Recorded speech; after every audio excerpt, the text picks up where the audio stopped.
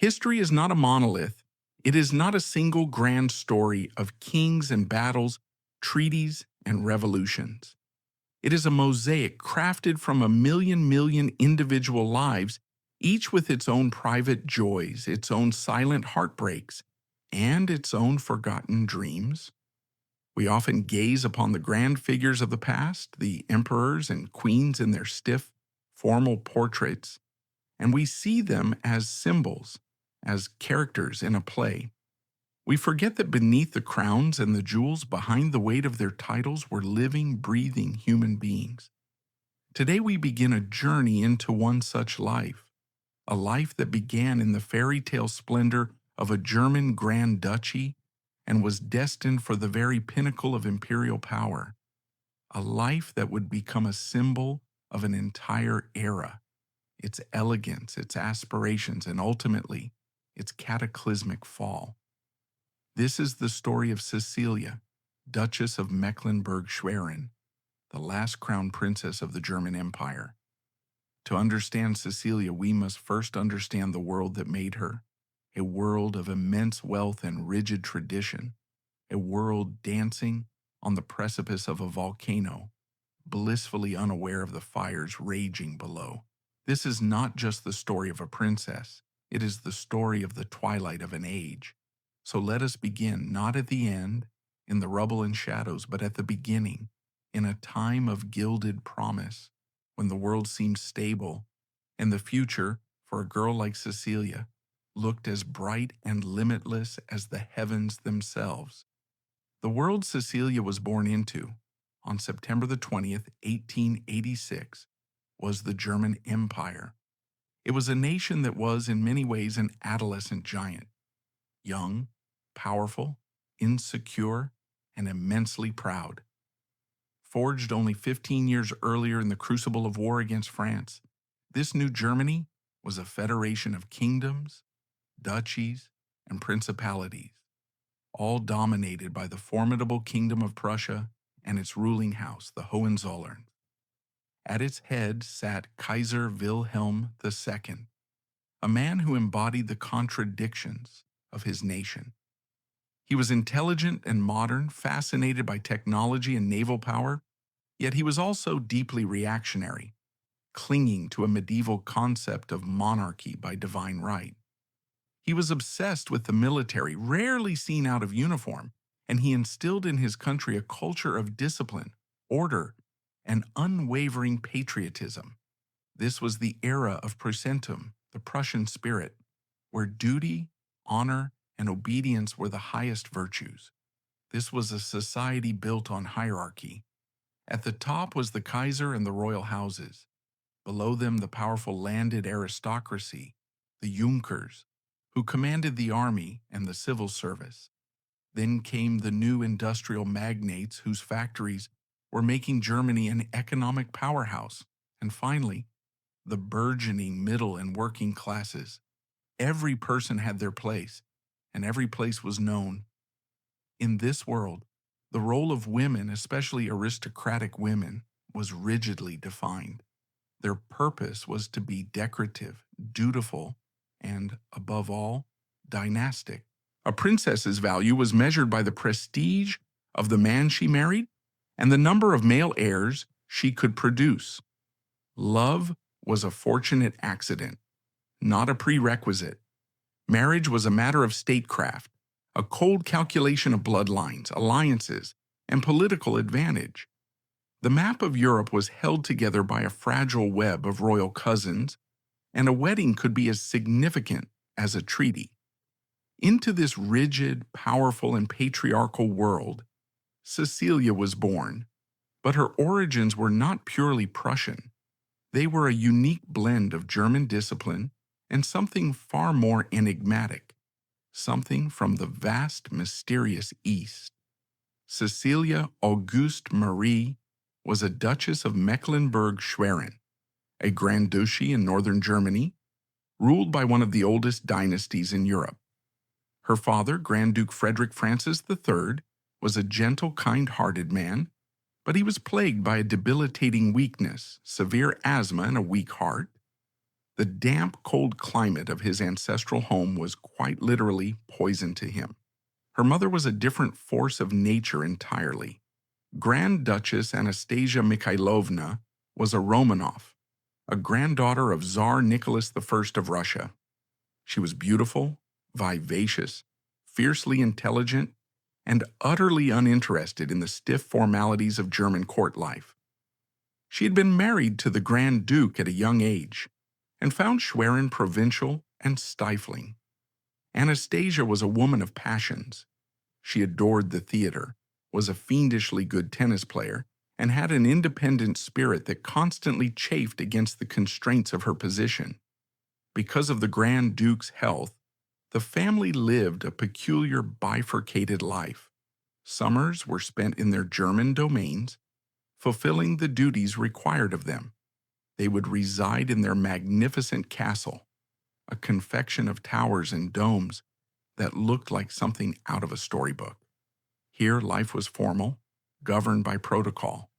Cecilie and her siblings, Alexandrine and Frederick Francis, would learn the ways of their German heritage. But as soon as the first autumn chill touched the air, the entire court would pack up and migrate south, like a flock of migratory birds. Their destination was Cannes, on the French Riviera. Here, Grand Duchess Anastasia had built a sprawling estate, the Villa Winden. This was her kingdom, and in it she created a world far removed from the strictures of Germany. For the young Cecilia, this annual migration meant she grew up in two parallel universes. Schwerin was the world of duty, of her German identity, of her destiny as a princess. Ken was the world of freedom, of sunshine, of her mother's Russian soul. In Cannes, she wasn't just a duchess, she was a young girl. She could run in the gardens, feel the sea breeze on her face, and interact with a cosmopolitan mix of European royalty and high society who flocked to the Riviera for its climate and social scene. She became fluent in French and developed a chic, effortless sense of style that was far more Parisian than Prussian. This upbringing gave her a unique polish. She had the dignity of a German princess, but also the charm and sophistication of the French and the passionate spirit of her Romanov ancestors. It was a potent and captivating combination. However, this idyllic existence was lived under a constant shadow. Her father's health was a source of perpetual anxiety. In 1897, when Cecilia was just 11 years old, tragedy struck. Grand Duke Frederick Francis III died under mysterious circumstances in Cannes. The official reports stated he had stumbled and fallen from a low wall during an asthma attack. However, the official account was not universally accepted, and unconfirmed rumors persisted for years, speculating that his death was a suicide. For a sensitive young girl on the cusp of adolescence, the loss of her beloved, gentle father was a devastating blow, one that would instill in her a deep-seated sense of life's fragility. After his death, her mother's ties to Germany weakened further. The family spent even more time away, and their connection to Russia deepened. From 1898 to 1904, Cecilia spent long, glorious summers visiting her Romanov relatives. She was dazzled by the almost mythical opulence of the Tsar's court, a world of unimaginable luxury and scale that made even German palaces seem modest. These experiences further shaped her, adding a final layer of Slavic mystique to her German-French upbringing. She was becoming a truly European princess, but one whose destiny was about to be irrevocably tied to the fate of the Hohenzollerns. As Cecilia blossomed into womanhood, the question of her future began to loom large. With her lineage, beauty, and grace, she was one of the most eligible princesses in Europe. But no one could have predicted just how high she would fly. The heir to the German throne was Crown Prince Wilhelm. He was the eldest son of the formidable Kaiser Wilhelm II. But in temperament, He was his father's opposite. Where the Kaiser was stern, authoritarian, and obsessed with duty, the Crown Prince was charming, artistic, and notoriously frivolous. He loved fast cars, sports, and most of all, the company of beautiful women. He was known for his slender frame, which earned him the nickname the Bony Stork, and for a rebellious streak that constantly frustrated his father. The Kaiser worried about his son's lack of Prussian seriousness and his playboy reputation. For Wilhelm, life was a grand game, and he had little patience for the tedious affairs of state.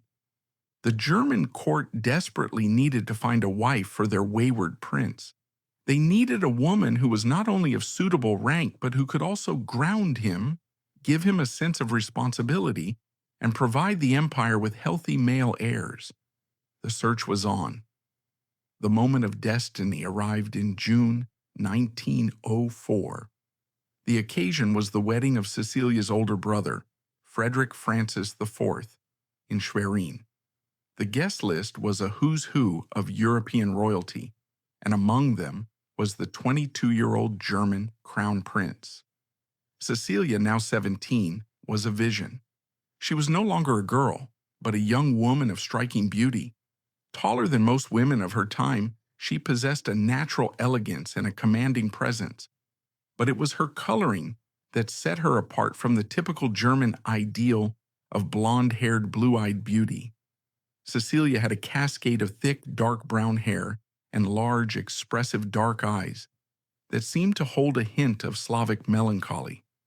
In a sea of German princesses, she was exotic, vibrant, and utterly captivating. From the moment Crown Prince Wilhelm laid eyes on her, he was smitten. He was tired of the formal, stiff princesses he was usually presented with. Cecilia was different. She was a breath of fresh air. She was not intimidated by him. She conversed with him easily in flawless French, her wit and intelligence shining through. He was charmed by her beauty, her poise, and the hint of an untamed spirit that he sensed beneath her refined exterior. For Cecilia, the attention from the heir to the most powerful empire in continental Europe must have been overwhelming. Wilhelm was dashing, charming, and attentive. He represented a future of unimaginable prestige and power. In a world where she had been raised to expect an arranged marriage, the prospect of marrying a man she was genuinely attracted to and who seemed so enchanted by her must have felt like a dream come true. The courtship was a whirlwind. The Kaiser, delighted that his son had finally found a suitable princess who seemed to capture his interest, gave his enthusiastic approval. The match was perfect on paper, a union between the ruling House of Prussia and one of Germany's oldest noble families, further cementing the unity of the empire. Just 3 months after their first meeting, on September 4th, 1904, the official engagement was announced. The couple was at Gelbensande, the Mecklenburg family's hunting lodge. Wilhelm presented Cecilia with a simple clover leaf pin as a token. The news electrified Germany. The nation fell in love with their future empress. Newspapers were filled with her photographs and stories of the fairy tale romance. At just 18 years old, Cecilia of Mecklenburg-Schwerin was on the brink of a destiny greater than she could have ever imagined. The wedding was planned for the following summer in Berlin, and it was to be an event of unprecedented scale and magnificence. Berlin, June 6, 1905. The capital of the German Empire was in the grip of a feverish celebration. This was more than just a royal wedding. It was a powerful statement of national pride and imperial splendor. The German people, so accustomed to military parades and displays of industrial might, were now treated to a spectacle of romance and tradition. And at its center was the young woman who had captured the nation's heart, their future Kaiserin, Cecilia. The day began with a deafening salute of 72 cannons. From early morning, what was reported to be hundreds of thousands of citizens had packed the grand boulevard of Unter den Linden, hoping to catch a glimpse of the bridal procession. The city was a sea of black, white, and red, the colors of the imperial flag. First came the procession of royal guests, a glittering parade that showcased the interconnectedness of European royalty. Kings, queens, archdukes, and princes from across the continent rode in magnificent carriages, a final poignant gathering of the old world order before it would be consumed by war. Then came the bride. Cecilia sat in a spectacular gilded carriage drawn by 8 white horses. The carriage itself was a work of art, with glass panels that allowed the adoring crowds a clear view. And the sight they saw took their breath away. She was wearing a gown of shimmering pearl-white silk, woven with silver roses.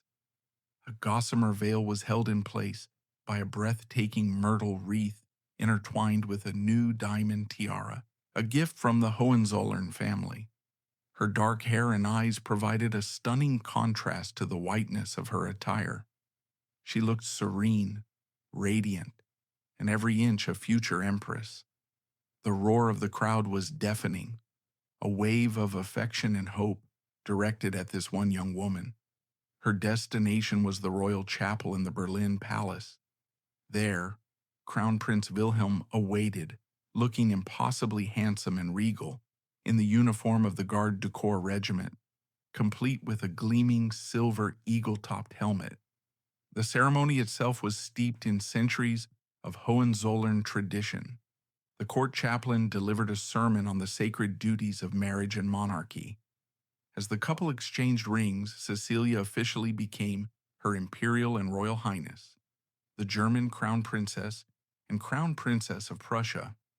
At that moment, her old life as a Duchess of Mecklenburg-Schwerin was over. A new, far more demanding and far more public life had begun. The celebrations that followed lasted for days.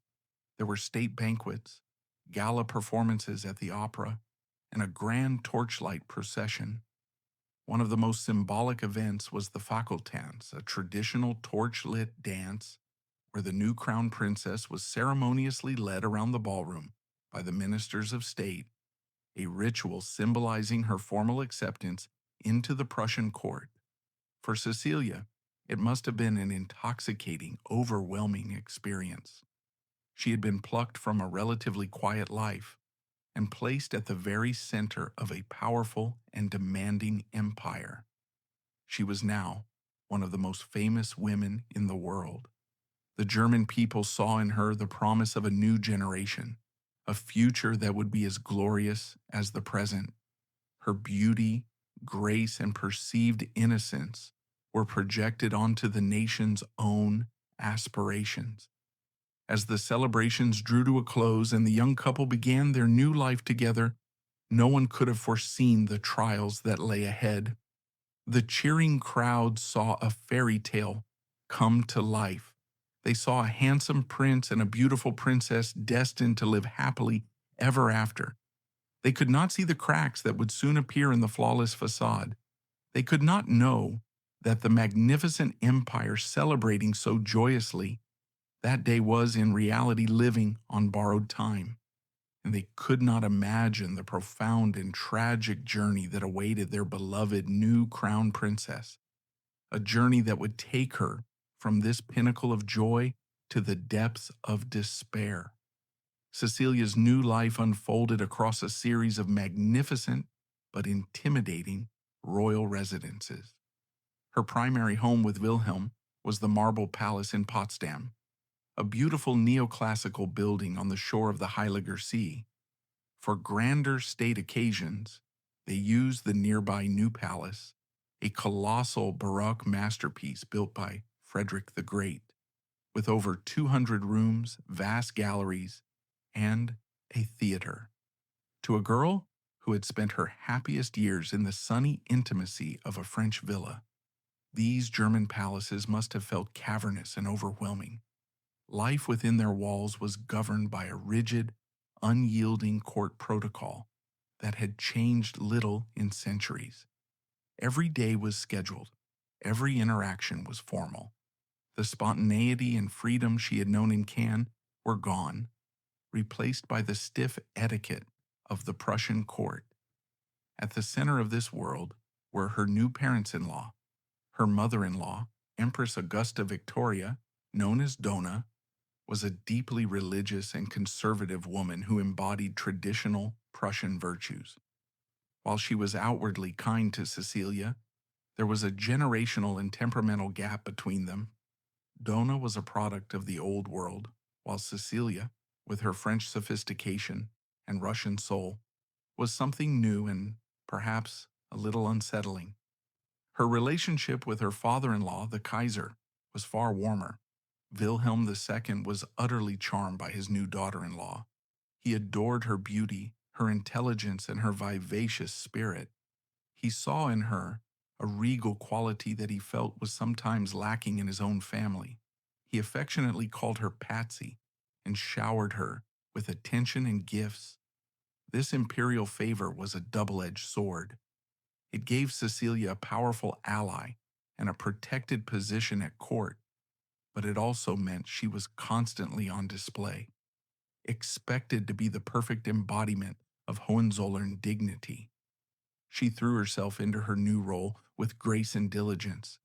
She mastered the complexities of court life, undertook her first public duties, and became a patroness of various charities, particularly those related to women's education and welfare. She learned to navigate the treacherous currents of court politics, to smile when she was scrutinized, and to perform her part flawlessly. The public saw a poised and dedicated crown princess. Only a few could guess at the loneliness that lay beneath the perfect surface. While she fulfilled her duties with quiet grace, it was in the realm of fashion that Cecilia truly captured the public imagination. In an era when German court fashion was often seen as heavy, formal, and frumpy, Cecilia was a revolution. Her style was a reflection of her unique upbringing. It was chic, sophisticated, and distinctly Parisian. She favored the leading designers from the fashion capital of the world, like Worth and Poiret. She rejected the stiff, high-collared dresses favored by her mother-in-law for softer silhouettes, more fluid fabrics, and a more modern, understated elegance. She had an innate understanding of what suited her tall, slender frame, and she wore her clothes with an air of effortless confidence. German women were mesmerized. They had never had a royal trendsetter like this before. Suddenly, the Cecilia look was all the rage. Magazines printed patterns of her dresses. Women copied her hairstyles, which were often simpler and more elegant than the elaborate updos of the time. Her most famous trademark was her hats. Cecilia turned headwear into an art form. She favored large, wide-brimmed hats, often adorned with dramatic feathers or flowers, which perfectly framed her beautiful face and dark hair. Wearing these creations required a certain poise and confidence, and they became a symbol of her unique and fashionable persona. She wasn't just following trends, she was creating them.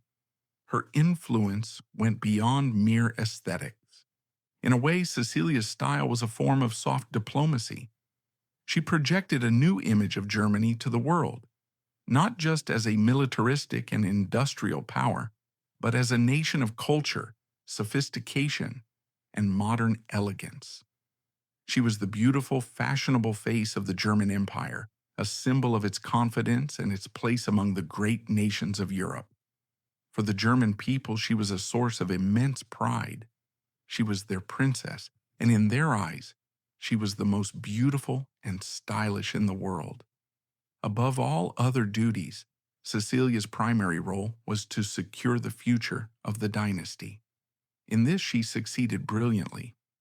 In July 1906, just over a year after her wedding, she gave birth to her first child, Prince Wilhelm.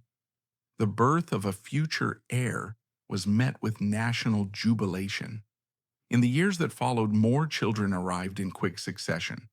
Prince Louis Ferdinand in 1907, Prince Hubertus in 1909, and Prince Friedrich Georg in 1911. The nursery in the Marble Palace was full. Cecilia adored being a mother. It was in her relationship with her children that she found the genuine love and purpose that was increasingly absent from her marriage. She was a devoted, hands-on mother, a stark contrast to the distant, formal parenting style common among the aristocracy of the time. She insisted on spending hours with her children each day, playing with them, reading to them, and creating a bubble of warmth and affection amidst the cold formality of the court. The family she created was her sanctuary, her private world where she was not the crown princess, but simply Mama. But as her happiness as a mother grew, her heartbreak as a wife deepened. The charming, attentive suitor she had married had quickly reverted to his old ways. Crown Prince Wilhelm was fundamentally unsuited to the life of a staid, dutiful husband and heir. He was a creature of impulse and pleasure, and he found married life and the responsibilities that came with it to be a bore. His infidelities, which had perhaps been rumored before the marriage, became a poorly kept secret at court. He pursued affairs with a string of actresses, singers, and society beauties, both in Germany and on his frequent trips abroad. For Cecilia, this was a source of constant and profound humiliation. She was a deeply traditional woman who had entered marriage with a sincere heart, only to be met with betrayal and disrespect. Wilhelm wasn't just unfaithful, he could be emotionally cruel. He was a controlling husband given to fits of jealousy, yet he saw no contradiction in his own promiscuous behavior. He criticized her, undermined her, and left her feeling isolated and alone. The vibrant, confident young woman who had charmed a prince began to recede, replaced by a wife learning to cope with a silent, gnawing sorrow. The German public saw the perfect royal family in smiling photographs, but behind closed doors, the dream had curdled into a painful reality. There were moments of utter despair. According to later accounts, including those from her own children, the young crown princess was at times so distraught by her husband's behavior that she privately contemplated suicide. It is a chilling thought. The most celebrated young woman in the German Empire, a woman who seemingly had everything, felt so trapped in her gilded cage that she saw no way out.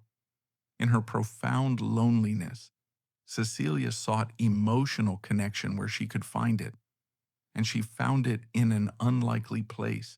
With one of her husband's own aides de camp, Baron Otto von Dungern-Oberau. The Baron was everything Wilhelm was not. He was kind, attentive, and intellectually curious.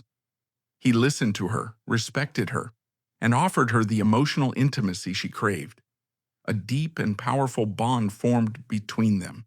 Whether this developed into a physical affair is unknown, as historical sources are discreet on that point. What is undeniable, however, is that it was a profound emotional bond. The Baron became her confidant, her companion in a lonely court.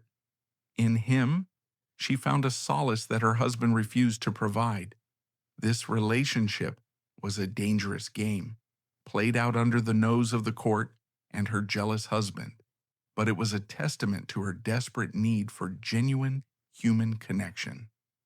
Around this time, Cecilia also began to channel her hopes and frustrations into a grand project, the building of a new, perfect family home.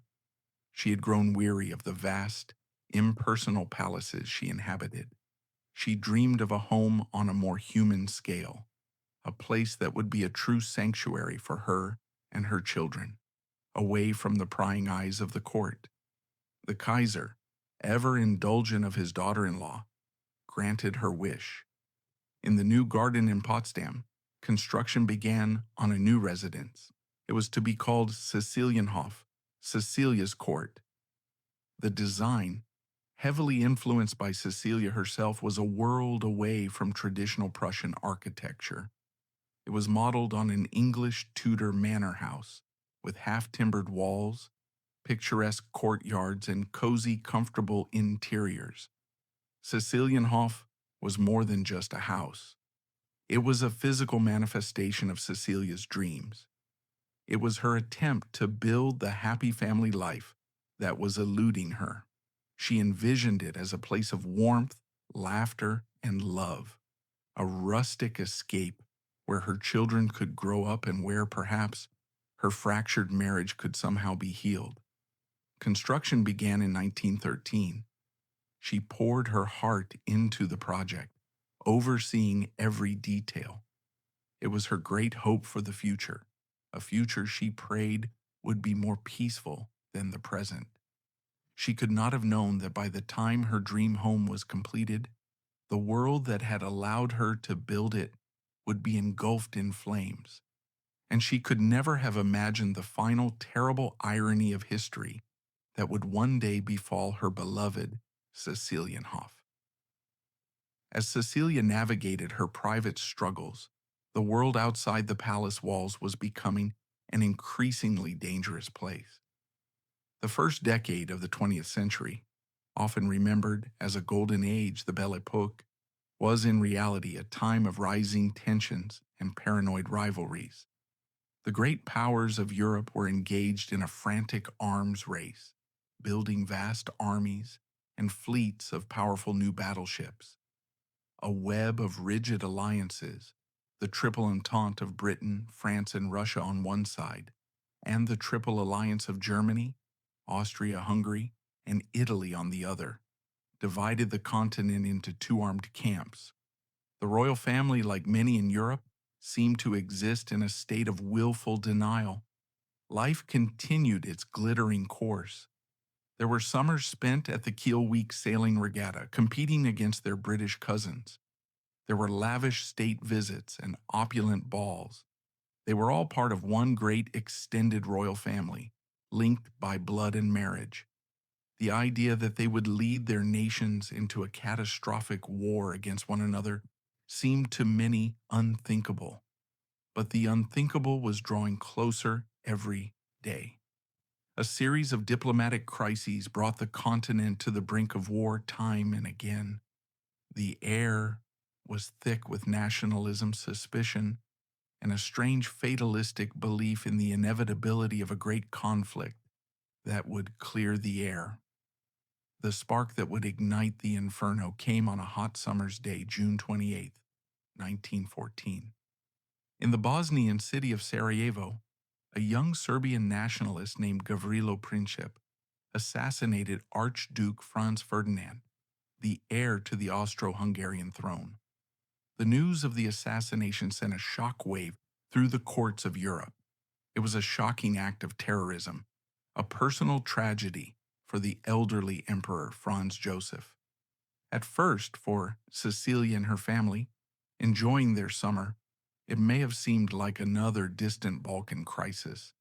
They mourned the Archduke, but there was little immediate sense that this event was any different from the crises that had come before.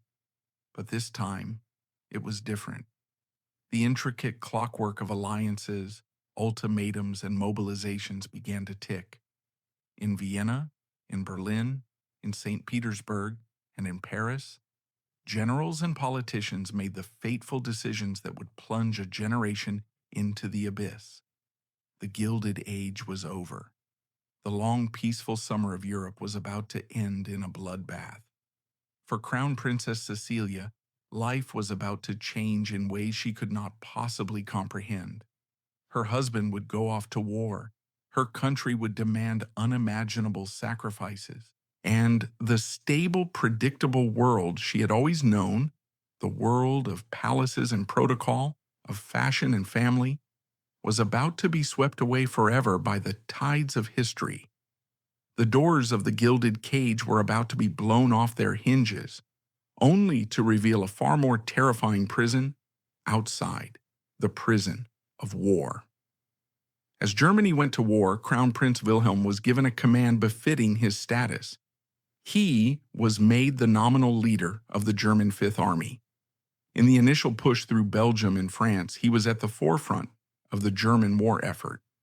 The state propaganda machine worked overtime to portray him as a heroic warrior prince, a worthy successor to the likes of Frederick the Great. The reality, however, was far more complex. While Wilhelm was not a coward, he was also not a brilliant military strategist. He was a dilettante, more interested in the trappings of command than its grim responsibilities. As the war bogged down into the brutal, static attrition of trench warfare, his enthusiasm waned. His headquarters, often situated in a comfortable chateau far behind the front lines, became infamous for its social life. While millions of men were living and dying in unimaginable squalor, the Crown Prince was known to entertain guests, enjoy fine wines, and continue his womanizing ways. This behavior did not go unnoticed. To the soldiers in the trenches who suffered from lice, shell shock, and the constant presence of death, their commander's lifestyle was a source of bitter resentment. He became a divisive figure, admired by some for his charm, but despised by many for his perceived frivolity. This disconnect between his duty and his desires was a mirror of the disconnect in his marriage. Wilhelm was a man who consistently put his own pleasure before his responsibilities. While her husband's reputation was being tarnished at the front, Cecilia was forging a new one on the home front. The outbreak of war transformed her. The stylish social princess was replaced by a tireless, dedicated patriot. She threw herself into war work with a ferocity that surprised many. This was not a ceremonial role, it was a calling. She became the heart of the German Red Cross. She didn't just lend her name to the cause, she became its driving force, organizing relief efforts, raising vast sums of money, and coordinating the dispatch of medical supplies and comfort packages to the front. Her most impactful work, however, was far more personal. She spent countless hours visiting military hospitals, walking through wards filled with the broken bodies and shattered minds of Germany's youth. She refused to shy away from the horrific realities of war.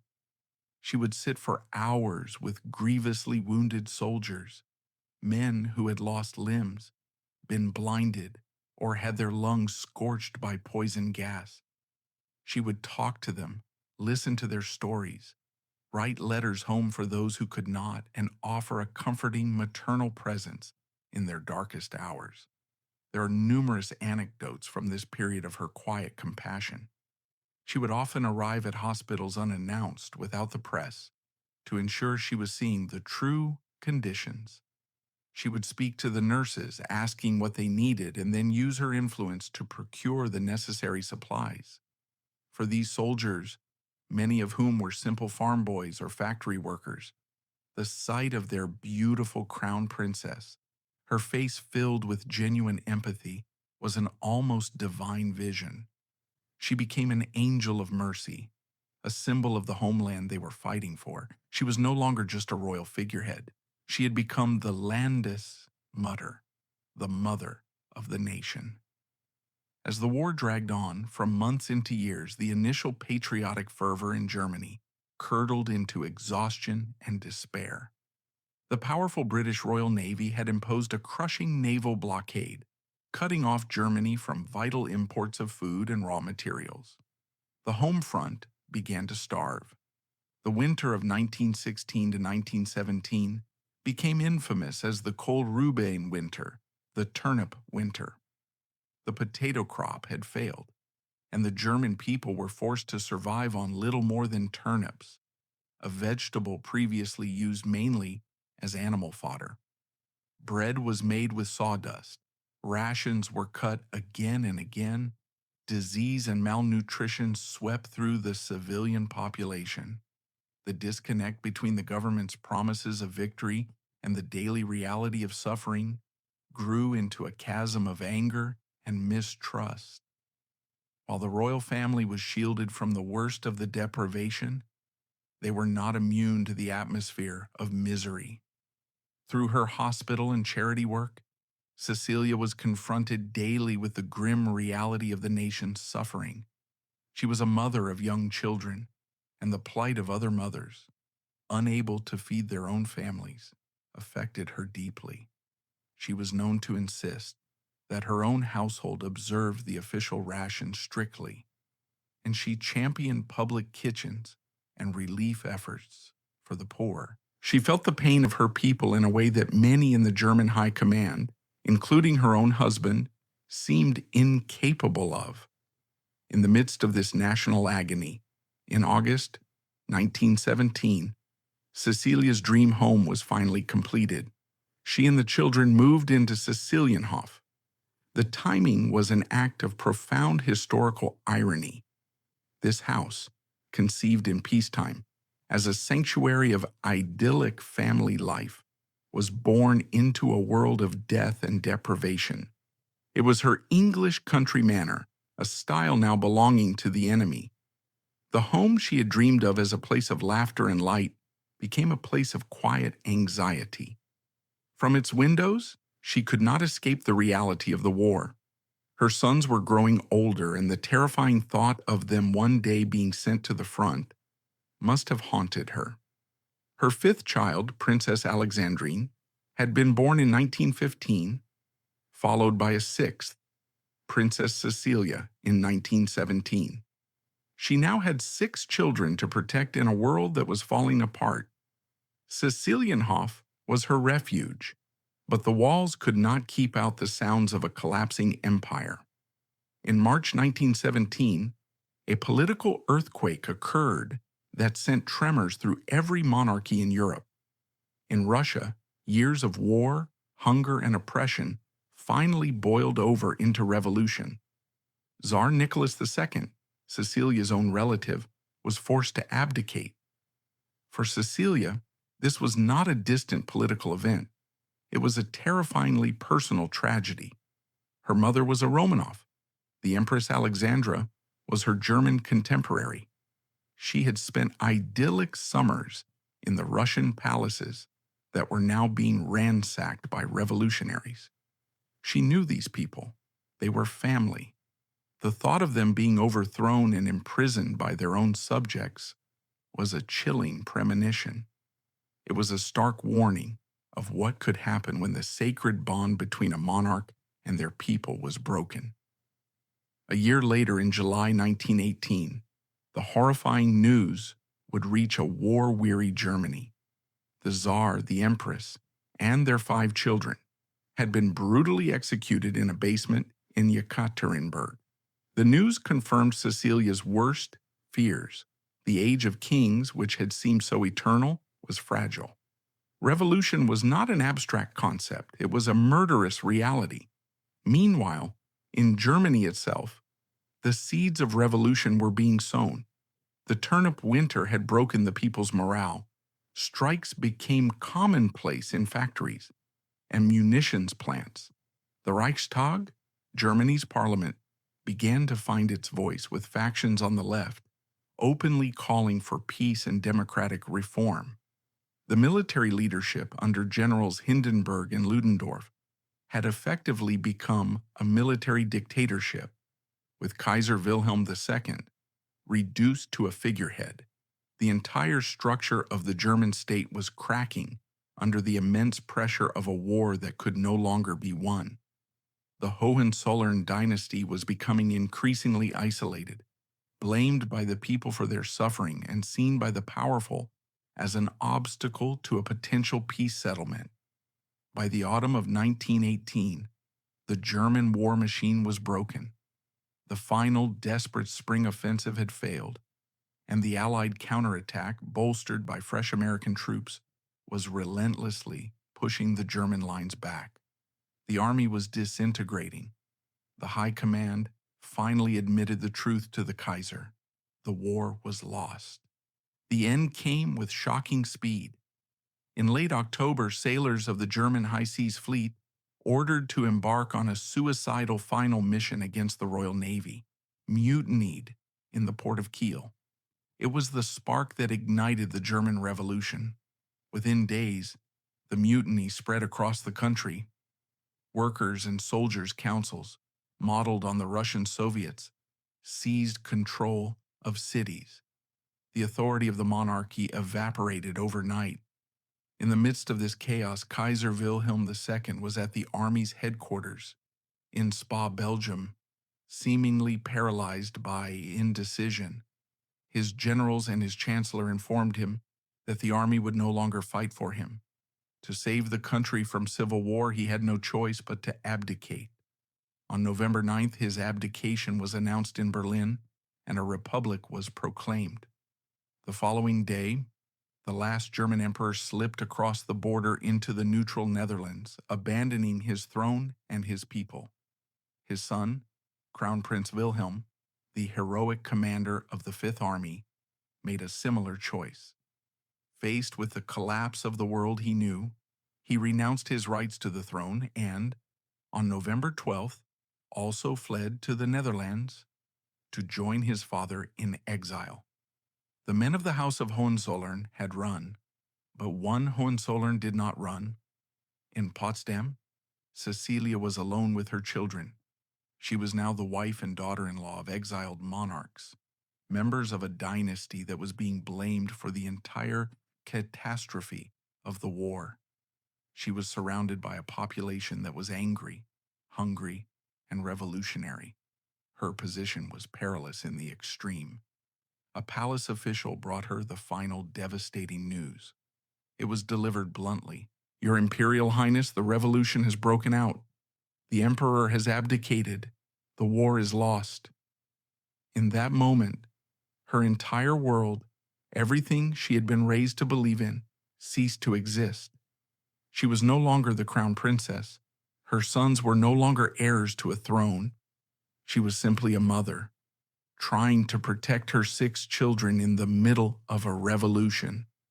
Her friends and advisors begged her to flee, to take the children and seek safety in a neutral country. But Cecilia made the most courageous decision of her life. She refused. Her husband had abandoned his post. Her father-in-law had abandoned his empire. She would not abandon her home or her children's country. She would stay and face whatever came next. As November 1918 drew to a close, the guns on the Western Front fell silent. The greatest war in history was over. But for Cecilia, a new, more personal battle had just begun.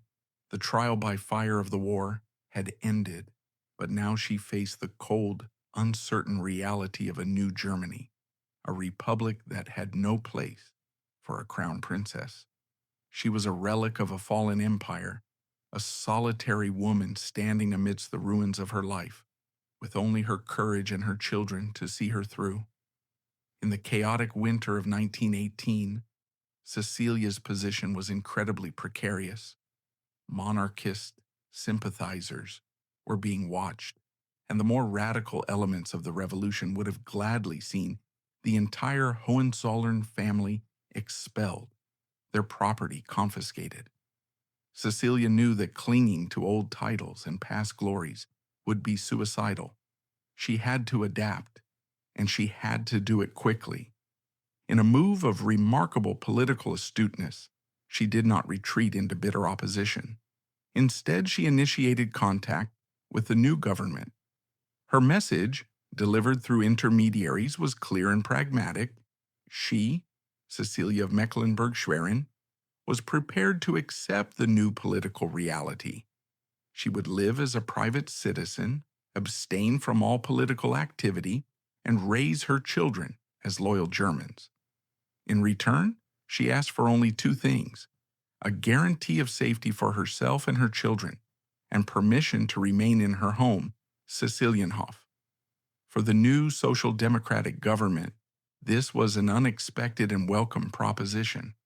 They had enough problems to deal with: the threat of a Bolshevik-style uprising on the left and a military coup on the right, without creating a martyr out of the popular former crown princess.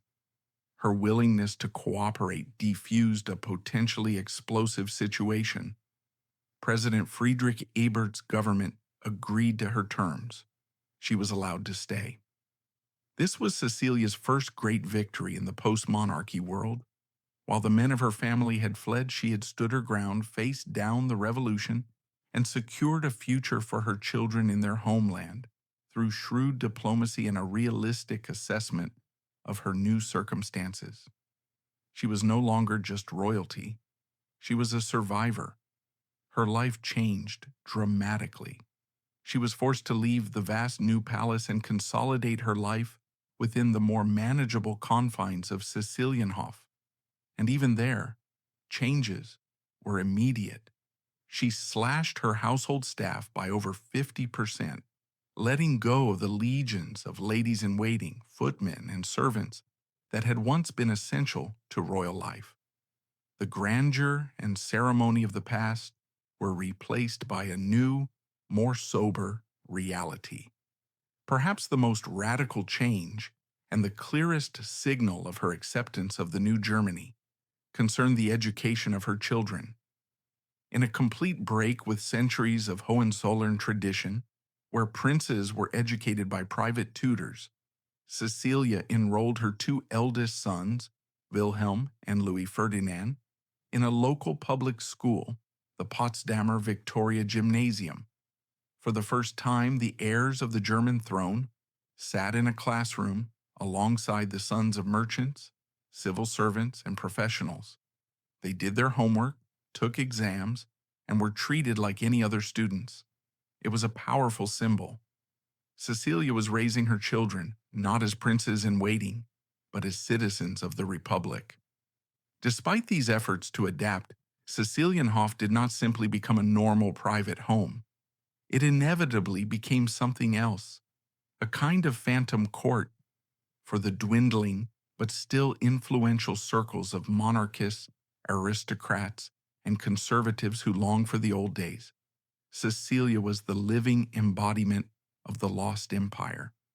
She was the highest-ranking Hohenzollern remaining in Germany, and her home became a place of pilgrimage. She hosted a steady stream of visitors, old generals, disenfranchised nobles, and politicians of the conservative right.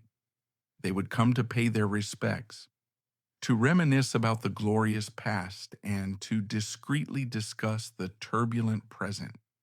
Cecilia navigated these interactions with immense care. She was always a gracious hostess, but she remained publicly aloof from any political plotting, staying true to her word to the government. Nonetheless, she became by default the matriarch of German monarchism, a symbol of dignity and continuity in a world that had lost its moorings. She maintained a quiet but significant influence, not as a political player, but as a cultural icon of a bygone era. For 5 years, Cecilia managed this new life on her own. Her husband remained in exile on the Dutch island of Wieringen. But in 1923, the political climate in Germany had shifted. The Republic, under the capable leadership of Chancellor Gustav Stresemann, felt more secure.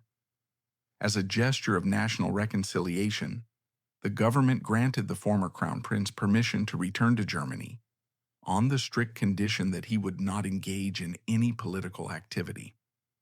In November 1923, Wilhelm came home. His return was not the triumphant event a monarchist might have dreamed of.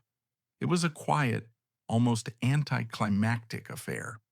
He was now simply Wilhelm Hohenzollern, a private citizen. The reunion between Wilhelm and Cecilia at Cecilienhof must have been a moment of incredible awkwardness and unspoken tension. The years apart had not healed their marriage.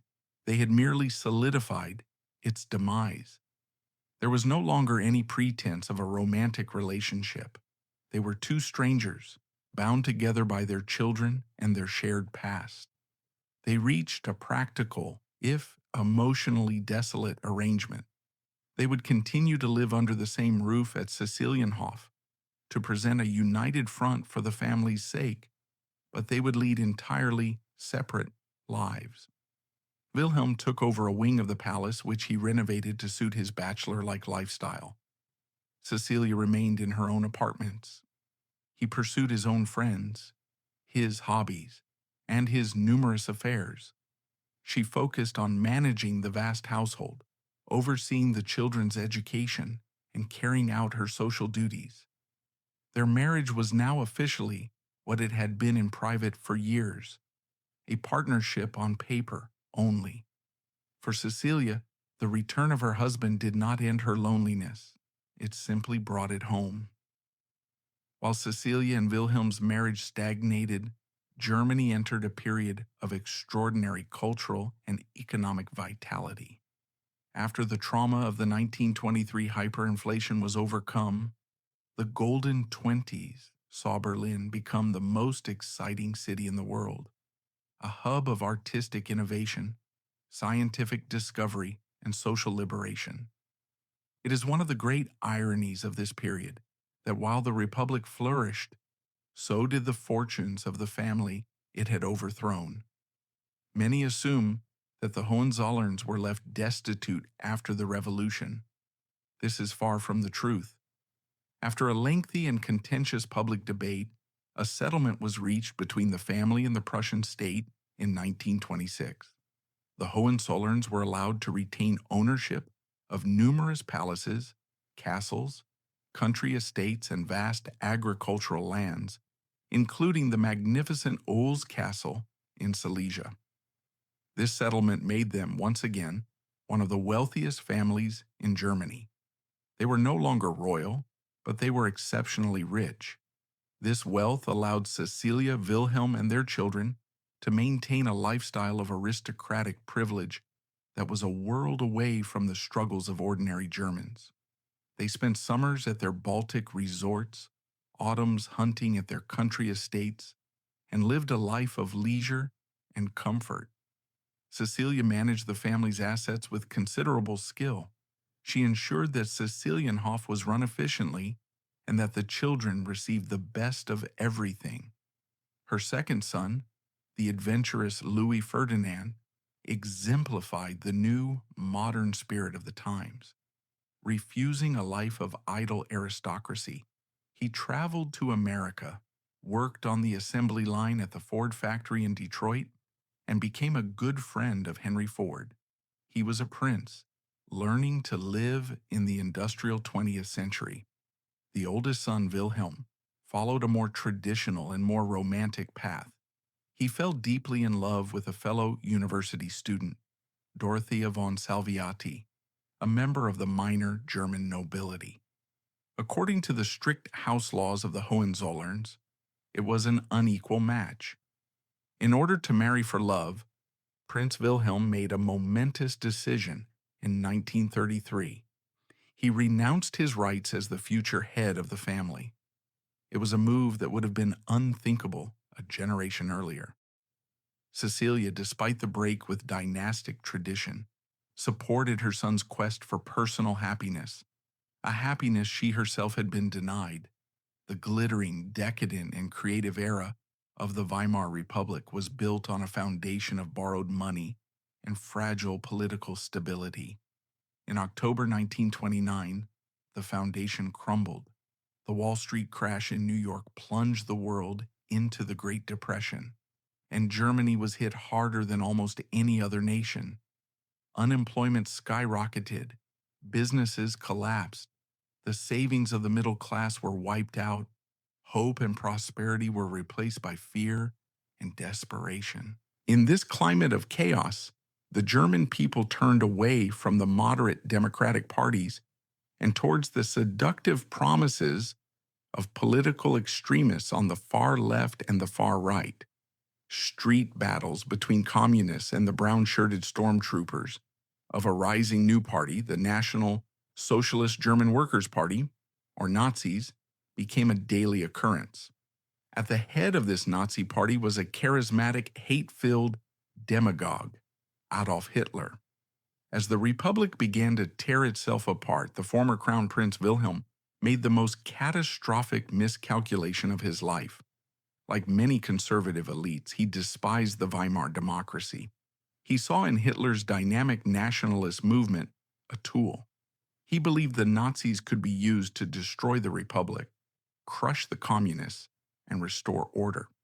And once that was done, He naively assumed a grateful nation, guided by Hitler, would call the Hohenzollerns back to the throne.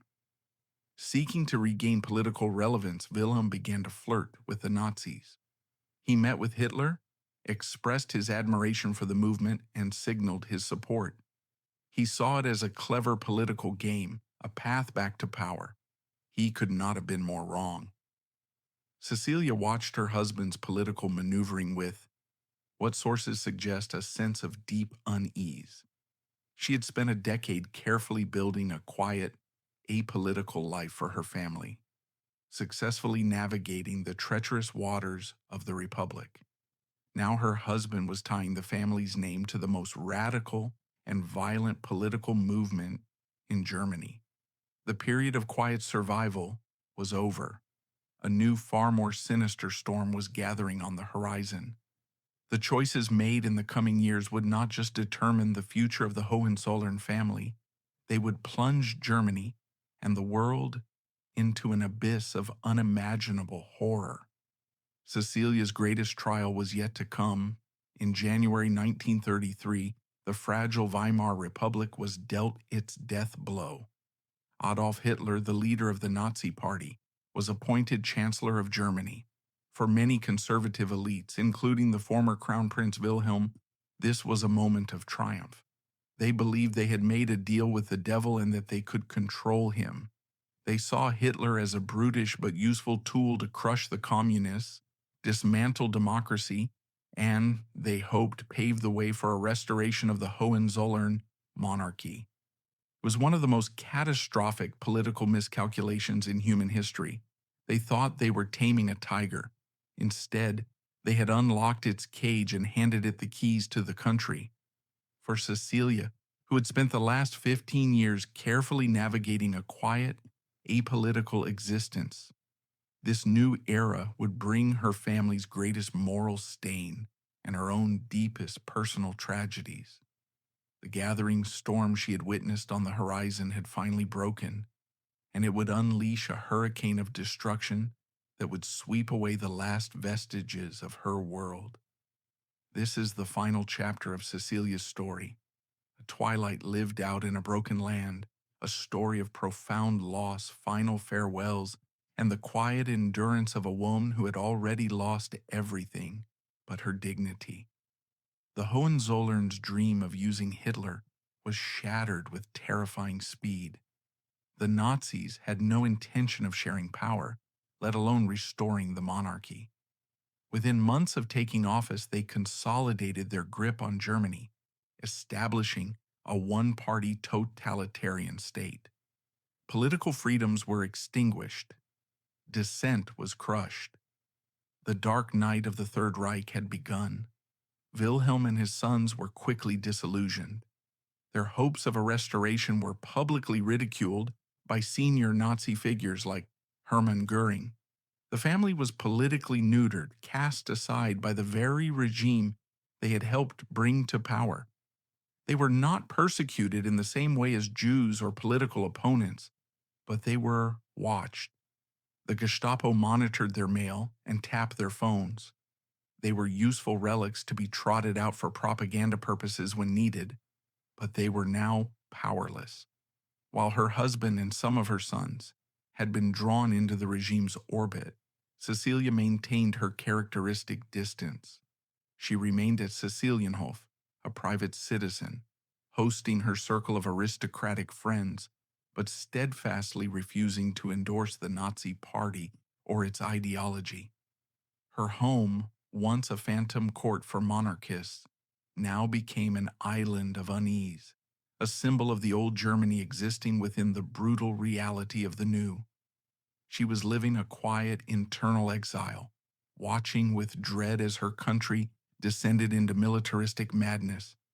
She had seen the horrors of one world war. Now, she was about to witness the beginning of another, even more terrible one. When Germany invaded Poland in September 1939, plunging Europe into the Second World War, the nightmare began anew for Cecilia. The first blow fell almost immediately. Her nephew, Prince Oscar of Prussia, was killed in action in the early days of the Polish campaign. But a far more devastating loss was to come. Her eldest son, Prince Wilhelm, was the great romantic of the family. He was the one who had renounced his dynastic rights to marry the woman he loved. Despite this, he felt a duty to serve his country and had joined the army as a reserve officer.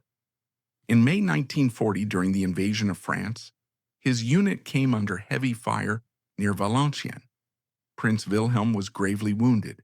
He was transported to a field hospital in Belgium, where he fought for his life for 3 days. But his injuries were too severe. On May 26, 1940, at the age of 33, Cecilia's firstborn son died. The news shattered her. This was a pain beyond politics, beyond the fall of empires. This was the primal grief of a mother losing her child. He had died fighting for a regime that his father had helped empower and that had subsequently cast their family aside. The bitterness of the irony was absolute. The funeral, held in Potsdam, turned into an unexpected and politically dangerous event. The Nazi regime had planned a small private affair, but word of the prince's death spread, and an estimated 50,000 people spontaneously descended on Potsdam to pay their respects. It was the largest unofficial public gathering of the Third Reich. The long procession of mourners was a silent, powerful expression of sympathy for Cecilia and a display of lingering affection for the old monarchy. It was an implicit rebuke of the Nazi regime. Hitler was enraged. He saw this outpouring of monarchist sentiment as a direct threat to his authority. He immediately issued the Prinzenerlass, the prince's decree, which explicitly banned all members of Germany's former ruling houses from serving in the military. He would not risk another royal becoming a martyr and a rallying point for dissent. For the Hohenzollerns, this was the final brutal confirmation of their irrelevance and powerlessness. For Cecilia, it was small comfort. The decree could not bring back her son. As the tide of war turned against Germany, life became a living hell. The Allied bombers rained destruction on German cities. The Eastern Front collapsed, and the vengeful Red Army began its relentless advance towards Berlin. By February 1945, the sound of Soviet artillery could be heard in the distance from Potsdam. Cecilia, now 58 years old, knew she had to leave.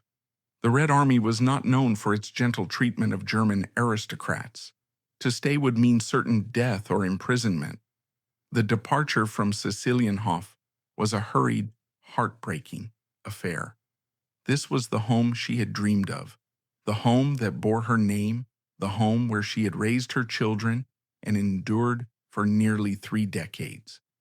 Now she had just hours to pack a few precious mementos, photographs, letters, some jewelry, before fleeing into the unknown. As she drove away, taking one last look at the Tudor-style gables of her beloved sanctuary, she knew she would never return. It was her second and final exile. She was not leaving her country, but she was leaving her life behind. She fled west, through the chaos of a collapsing nation, eventually finding refuge in the spa town of Bad Kissingen in Bavaria, an area that would soon be occupied by the Americans. Just a few months later, history delivered its final crushing irony. Her home, Cecilienhof, was requisitioned by the victorious Allies. In its wood-paneled Great Hall, the leaders of the New World, President Truman, Marshal Stalin, and Prime Minister Churchill, convened the Potsdam Conference. In the very room where Cecilia had hosted teas and read to her children, these men redrew the map of Europe, sealed the division of Germany, and set the stage for the Cold War. The house, built as a private refuge for a German princess, became the public stage for her nation's ultimate humiliation. It is a detail of history so poignant, so perfectly symbolic, that it seems to have been scripted by a Greek tragedian. Cecilia lived out the rest of her life in the quiet obscurity of post-war West Germany. The world she had known was gone forever. Her family estates in the east, including the great Oels Castle, were now behind the Iron Curtain, lost. She lived a life of greatly reduced circumstances, first in a house requisitioned by a bishop in Bad Kissingen, later in a small apartment in Stuttgart. The former crown princess, who had once set the fashion for an empire, now lived a simple life, sustained by her memories and the support of her remaining family. The losses, however, were not over. In 1950, another son, Prince Hubertus, died suddenly from appendicitis. He was only 40 years old. Cecilia had now outlived 2 of her 4 sons. The following year, on July 20th, 1951, her husband, the former Crown Prince Wilhelm, died of a heart attack at a family estate. Cecilia traveled to Hohenzollern Castle, the ancestral seat of the dynasty in southern Germany, for his funeral. As she stood by his grave, one can only imagine the complex flood of emotions: grief for the charming young man she had once loved, sorrow for the decades of betrayal and heartbreak, and perhaps a quiet sense of release. The central, painful relationship of her life had finally come to an end. She was now a widow. Her final years were quiet. In 1952, she published her memoirs, a brief and discreet reflection on a life that had spanned empires and ages. That same year, she suffered her last great emotional blow, the death of her beloved older sister, Queen Alexandrine of Denmark. It was said that after this loss, her spirit was finally broken. On May 6, 1954, Cecilia's long journey came to an end. She passed away quietly in Bad Kissingen. In a final poignant coincidence, it would have been her late husband's 72nd birthday. Her body was taken to Hohenzollern Castle, and she was buried beside the man who had been both her prince and her tormentor. The story of Cecilia is the story of the 20th century, mirrored in a single extraordinary life. She was born into the seemingly eternal world of 19th century royalty and lived to see it utterly destroyed. She was a woman of immense dignity who endured the indignities of a faithless husband, the horrors of 2 world wars, the rise and fall of a monstrous tyranny, the loss of her home, and the unbearable pain of burying her own children. She was not a great political player, nor a mover of historical events. She was instead a witness and a survivor. Her life is a profound and tragic reminder of the human cost that lies behind the grand headlines of history. She was a symbol of a lost world, a woman of quiet courage who faced the collapse of her civilization with a resilience that deserves to be remembered. She was the last crown princess of Germany, and this was her forgotten story.